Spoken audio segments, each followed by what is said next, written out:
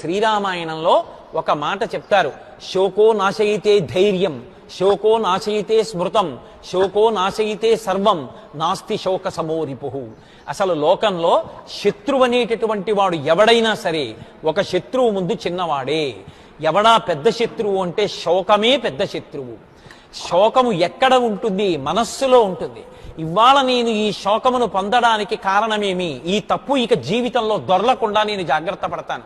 లేదా అవతల వాళ్ళు పొరపాటు పడ్డన్న శోకానికి కారణమైతే ఇక అలా వాళ్ళు పొరపాటు పడకుండా భగవంతుడు వాళ్ళని అనుగ్రహించుగాక అని తన పథంలో తాను వెళ్ళగలిగిన వాడెవరున్నాడో వాడే రాణిస్తాడు.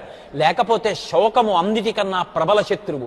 అది నిరాశకి గురి చేసి మనిషిని పైకి లేవకుండా చేస్తుంది. అందుకే శోకో నాశయితే ధైర్యం. శోకము మొదట దేన్ని పాడు చేసేస్తుంది అంటే ధైర్యాన్ని పాడు చేస్తుంది. ధైర్యము పోయిందా ఇక ఆ మనిషి నోటి వెంట మాట రాదు, నలుగురిలోకి వెళ్ళలేడు, మాట్లాడలేడు, ఏ పని స్ఫురణకి రాదు, కార్యాన్ని నిర్వహించలేడు, నిశ్చయం చెయ్యలేడు, తన పథంలో తాను ప్రయాణించలేడు. శోకో నాశయితే ధైర్యం, శోకో నాశయితే స్మృతం. విపరీతమైన శోకానికి వశుడైపోతే ఏం చదువుకున్నాడో జ్ఞాపకానికి రాదు, ఏం విన్నాడో జ్ఞాపకానికి రాదు, తాను ఎలా వృద్ధిలోకి రావాలో జ్ఞాపకానికి రాదు. ఎప్పుడు ఆ శోకము శోకము శోకము వచ్చిన సమస్యని పట్టుకుని ఆ సమస్యతో అంటకా